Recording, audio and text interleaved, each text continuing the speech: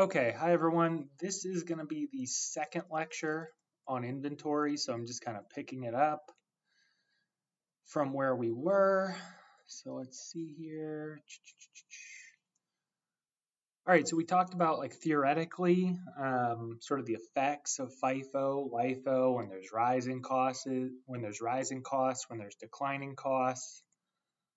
Right, this just says that, hey, look, be aware, right, you would need to disclose this kind of stuff on the financial statements.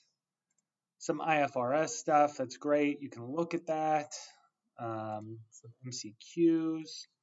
The next question becomes, right, like now that we know, sort of these different cost flow methods, the assumptions we make, right, because we'll never be able to trace out specifically each of the inventory items unless it's very like unique goods. The question becomes like, how do we pick which method we're going to pick, right? What are things that we care about? Well, there's different sort of objectives, right? Different frameworks you can use that help guide you. One could be like, look, we're going to try to match the inventory, the method we use, to the actual physical flow of the goods, right? So in this framework, right, companies often try to sell their oldest stuff first, right? It's like if you go to the grocery store, they're going to have like the milk that's going to expire soonest up front, right? They want you to grab that, right? That's their oldest milk, and their newest stuff with the farther out expiration date will probably be behind there. Right. So in those situations, FIFO might be like a good thing to pick if you're trying to match the physical flow of the goods. The problem becomes, right, when you have something like the goods are mixed, right, like a liquid. If it's like a big vat of liquid, it's hard to tell what was our beginning sort of, gel, right? Say you made like hair gel in a big vat. What did we start with versus, what was in there at the ending, right? That's hard to find the physical flow because it's all mixed together, right? So it's not mandatory that you choose something that matches the actual physical flow, but that is one principle we could use, a factor that could influence us. Another one, and probably right where accountants, the bigger one we care about here is what's the bottom line, right? So what inventory method we pick, one of the things we care about is how is this going to affect our taxes? So we got a difference here, right, between our books and records, our financial statements, and our tax return, right? For financial statements, right, we always want to look as good as we can, right? Have as much income as profitable, right? That's great. Everybody's going to want to invest in us. But for taxes, right, when you do your taxes, you want to have the least amount of income, right? Because the less income you have, the less tax you have to pay. So there's kind of this tension here for this. And in this framework, right, we talked about periods of like rising prices, which are typical, what's going to produce a bigger cost of goods sold, a smaller ending inventory, right? We know that, overall, right, in these kind of situations, LIFO is going to produce a higher cost of goods sold and therefore a lower net income, right? So for your taxes, what a lot of companies want to do is use LIFO. But we have this thing called the LIFO conformity rule, which basically says, hey, you're free to mix and match. You can pick LIFO, FIFO right over here. That's going to be the general rule, mix and match. However, if you use LIFO on your tax return, then you must use LIFO on your books and records, your financial statements, right? That's the idea there with that LIFO rule, okay? And one of the things with LIFO that's sort of interesting is, right, we have another dynamic here of, okay, we have our financial statements, right, but we also have our internal reports, right? So we'll just call this financial accounting, and we'll have managerial accounting over here. Maybe we have ways that we run our budgets, right? We have all these other sort of internal reports on there. And one of the things is, right, companies like to for purposes of their internal records, right, it's actually better to use FIFO here because it's going to more accurately reflect those internal reports. It's going to kind of be better overall for it. However, we know that on the tax return, right, if they use LIFO, then there must be LIFO on the books and records, right? So we kind of have this like framework here of, hey, for our internal managerial reports, we're using FIFO, but for our financial statements, we got to use LIFO because we're using it on our tax return. In comes this LIFO reserve, right? This LIFO reserve basically says, look, we will have, right, we keep tracking it on this FIFO basis everywhere. We will create basically a reserve, which is a contra account, right? It's going to reduce our FIFO inventory and get us to our LIFO inventory where we need to be, right? So you can look at some things here, right? Hey, our FIFO inventory, right? We're doing those managerial reports. For 2024, it's 120,000, right? That's great. However, right, our LIFO ending inventory needs to be $110, right? So maybe on our managerial reports, we're showing what, 120 using FIFO, but on our financial statements, right, it needs to be at $110 under LIFO, right? In this way, right, what we're going to do is have this LIFO reserve, have this journal entry over here to get us where we need to be. The difference there, right, the 10, right, that's our LIFO reserve. We can hit cost of goods sold there for that, right, to help get our inventory down to where it needs to be. Right, so you can kind of look at that, right, it's at 120, it needs to be at 110, there we go, right. It's also going to, right, affect our cost of goods sold, right, here it's at 600, right, we took it down by 10, but then this guy is going to go up by 10.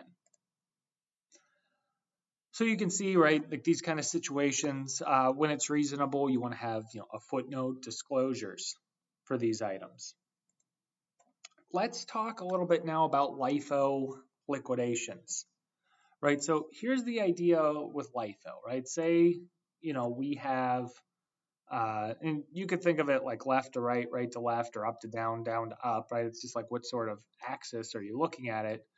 But say we have sort of our beginning inventory, right? So right that'll be there. We make some purchases, right? Then we make a sale, right?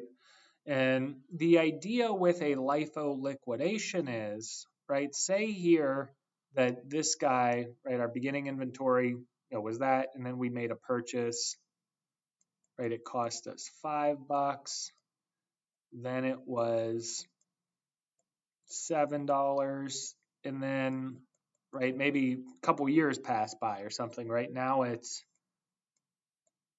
$15. Right? It's, rising prices there, then we make a sale. A LIFO liquidation occurs whenever we make a sale, right? Say there's 20 units here and 10 units here, right? Say we sell 16, right? Well, we know with LIFO, we're working from the bottom up, right? Newest to oldest, last in, first out. So what we do is of that 16, 10 is going to come from this pile at $15, and 6 is going to come from this pile at $7. Here's kind of the idea with a LIFO liquidation, why we care about it is, when we sell these 16 units, it's probably going to be at a price closer to $15 than $7, right? So we're going to have a mismatch here really between our sales price and our cost of goods sold, right? That's the idea here. Each one of these, right, these are known as layers, right? And when you tap into more than one layer with a sale, right here we hit into 2 layers, that is known as a LIFO liquidation. So some of the things they have here, right? So under LIFO, the last units purchased are assumed to be sold first. That's great. We work from the bottom up. In some periods, the number of units sold will be greater than the number of units purchased, right? So we're tapping into a second layer there. In these instances, previous year's layers of inventory are recorded as sale, right? That's true. We grabbed 6 from that pile there. That's known as a LIFO liquidation. They result in old costs, right? $7 being matched with current selling prices, right? We're probably selling that for at least 15 or more. And that's the idea of a LIFO liquidation. It says if costs have been increasing or decreasing, LIFO liquidations produce higher or lower net income. So here costs have been increasing. So this LIFO liquidation, essentially because we're tapping into older, cheaper stuff, right, we're going to have higher net income. So they have an example here, right? We have a distributor. It looks like they began the year with 20,000 units. That's great. That cost 16 bucks. During the year, 30,000 units were purchased for $20 each, right? So 20 plus 30, hey, that's great. Our goods available for sale are 50. Then we sell 45, right? So we're doing LIFO, right? We're working from the bottom up. We're going to tap into 30 of this, right? We're going to then tap into 15 of that guy, right? That's a LIFO liquidation because we're tapping into, another layer there. And in this case, it's a cheaper layer. So that's just kind of showing you it. Oh, okay, there's our cost of goods sold. There's our ending inventory. A few other things here, right? So inventory levels are closely monitored, right? You always want to be aware of your inventory. We said most companies, a lot of them are going to use a perpetual inventory if they have, the systems to do that, the right business setup to do it. You want to make sure that you have the right levels of inventory on hand, right? When we talk about that from a planning perspective, on the one side of the coin, right, you don't want too much inventory, right, because then it's just like sitting around, right? You got to pay to store it. You have the opportunity cost of, you could have thrown that money into the stock market. So like on the one side of the coin, you don't want too much inventory. But on the other side of the coin, right, if you don't have enough and somebody comes in and wants to buy stuff, it's like a missed sale, right? So we have to balance that in kind of our inventory levels. And again, that's something you will learn more about like in your managerial and cost accounting class. But for here, right, there's tools we can use, right? We have like inventory control systems, right? Different things, a just-in-time inventory system. So what's this? A just-in-time inventory system. Sometimes that's called a pool inventory system because it's kind of like you pull or you grab the inventory as you need it, right? So like Harley Davidson, right, they're going to keep relatively low balances of inventory. Once we see that there's a demand, right, we're going to pull and kind of create the motorcycles to then sell it, put it into the production process. Some ratios, right? So gross profit ratio, right? This is the percentage of each sales dollar available to cover expenses other than cost of goods sold and to provide a profit. Right, so you're really looking at here with the gross profit ratio, right? It's gross profit, right? So gross profit is going to essentially be, right, if you remember from the income statement, it's your net sales minus your cost of goods sold gives you your gross profit. A quick hand way is saying, hey, what do you sell it for and what does it cost you to make, right? So you take your gross profit over your net sales, this guy, right? And that gives you a percentage, right? It's kind of like a profitability ratio. That's a good thing. It's a quick hand way of looking at your margins, right? From a percentage standpoint. Likewise with inventory, right? We have the inventory turnover ratio, right? This shows the number of times the average inventory balance is sold, during a reporting period. So here, the higher the ratio, okay, the more effective you are at managing your inventory. Some numbers there, right? Just giving it some context.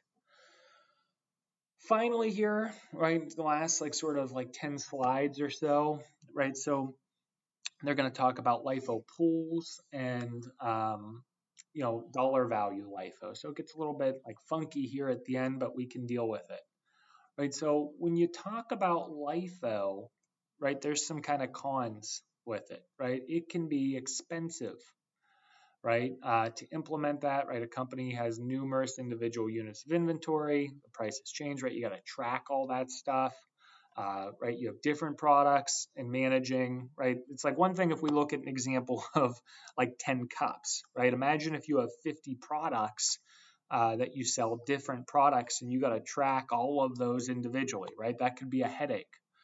So some of the things they do to make it easier, right?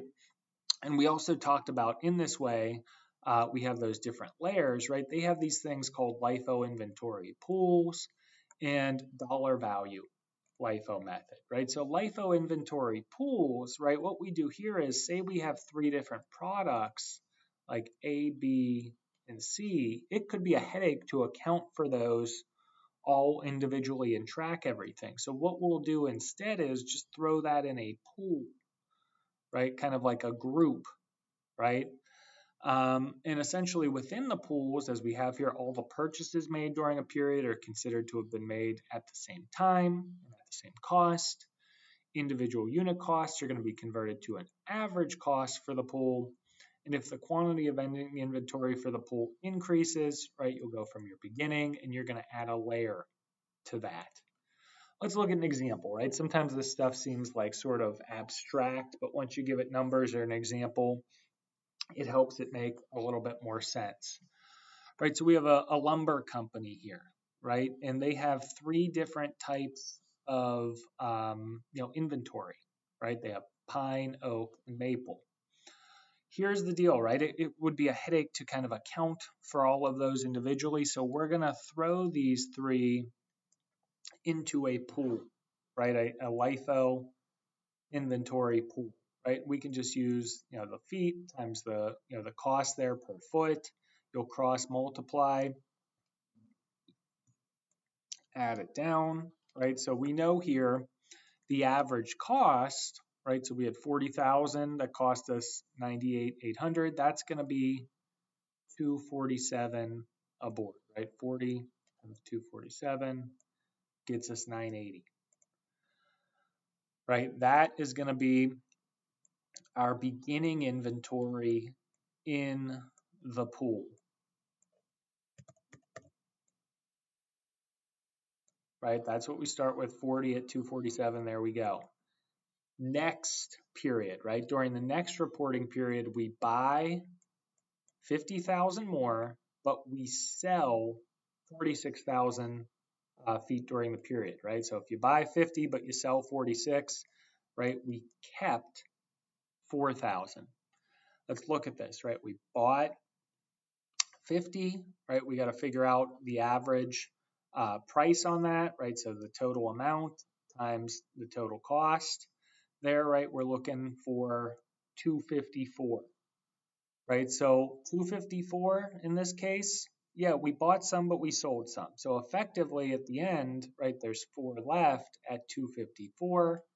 There's 10,160, right? It's like we added a new layer. What we started with plus the net of what we bought. In other words, yeah, we bought some, but we sold some. Whatever the leftovers are, what we kept, that's what's going to go in there. So that's the idea with a LIFO inventory pool, right? You just pull it all together and you kind of track it accordingly in there. The extension of the LIFO inventory pool, right, is called dollar value LIFO, right? And what we do here is, as it has, right, the dollar value inventory pool is viewed as comprising layers of dollar values from different year, a pool that is made up of items that are likely to face the same cost changes, and the inventory is viewed as a quantity of value, right? So the difference here is instead of looking at it like kind of like goods or things like that, we're going to put dollar value on it instead of physical goods, right? So it's kind of like we're going to be using a pool like we just saw. Instead of focusing on sort of like the beginning plus the purchases from a physical goods, we're going to look at our like beginning plus our purchases, our layers from a dollar perspective. And one of the things here is we're going to have to sort of look at things like inflation and so forth. So a couple steps here, right? Things they have. So we're going to use cost indexes, and essentially, right, there will be a cost index. Maybe it's like 1.10, right? You're going to have to take, and how you solve this, right, is the cost in the layer year over the cost in the base year. Essentially, we're going to see, right, we have to keep things here apples to apples, right? So if we have purchases in different years, right? So like we talked about in class, like a Chipotle burrito now is like $10. Maybe like 3 years ago, it was $6.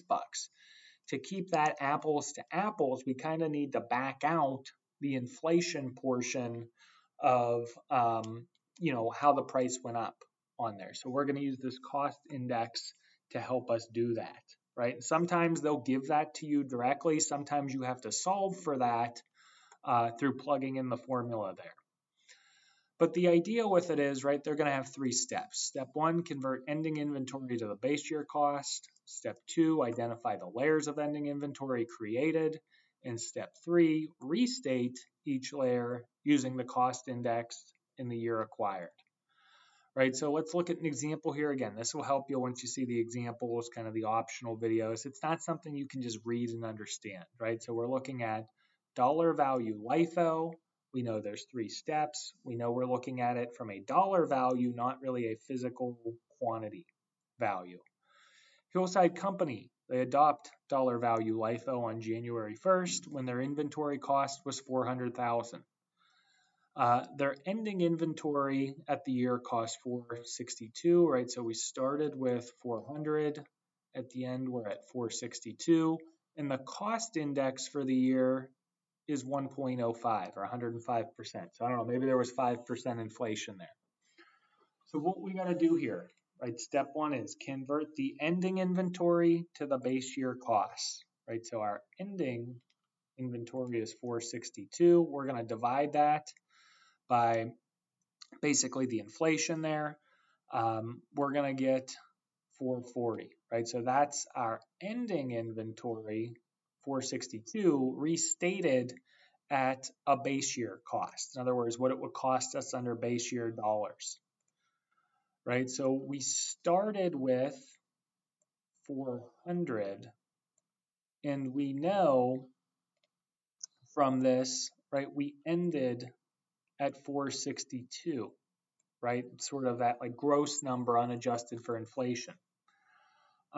In this way, right, we know from the 400, if we were to really keep it apples to apples, we went from 400 to 440, right? So from a quantity perspective, right, when we went from 400 to 462, 40 of that must have just been in like the actual stuff we got, right? Well, if we went from 400 to 462 and 40 of that was attributable to new stuff, right, new inventory, well, the remaining 22, right, must be associated and attributable to inflation,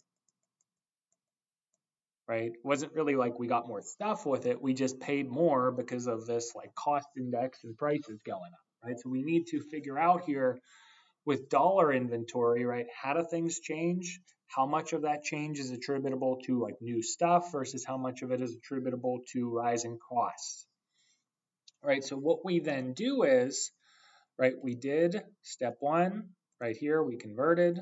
We just did step 2, we identified the layers of ending inventory that were created.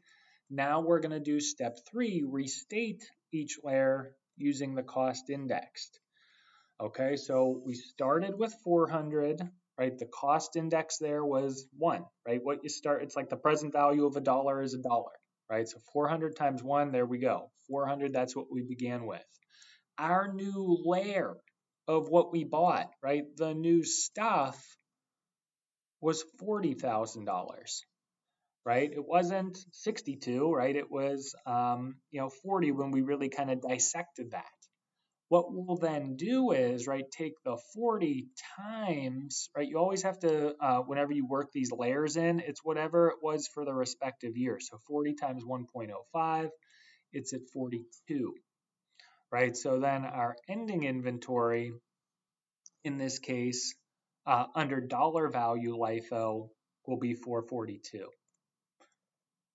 Right, so you can look at that example. You can see, right, there's some good things, right? Dollar value LIFO simplifies the recording process. It minimizes the probability of the liquidation of LIFO inventory layers because we're kind of pulling it all together there.